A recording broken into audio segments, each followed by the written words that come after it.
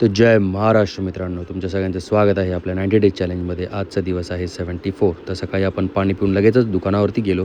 दुकानावरती काम करून झाल्यावरती आपण दुपारचं जेवण केलं. दुपारचं जेवण करून झाल्यावरती अंकलचा फोन आला का भाई कलरचा डब्बा संपला आहे. त्यामुळे आपण कलरचा डब्बा घेऊन दुकानावर गेलो. तिथून आपल्याला US वरून एक फोन आलेला, कपडे त्यांना घ्यायचे होते. तर आपण त्यांची ऑर्डर काढली. तर करीब 40,000च्या आसपास ऑर्डर काढली. त्यानंतर आपण खाल्ले भेळ. त्यानंतर आपण परत दुकानावरती येऊन लाईटिंगची पूर्ण फिटिंग करून टाकली. त्यानंतर आपण डायरेक्ट गेलो जिममध्ये.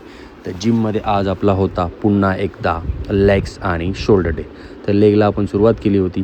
तर मित्रांनो, तुम्हाला सांगायचं एक झालं की आपण आपल्या 90 डेच्या प्रवासामध्ये कधी 74पर्यंत पोचलो हे आपल्याला कळालंच नाही.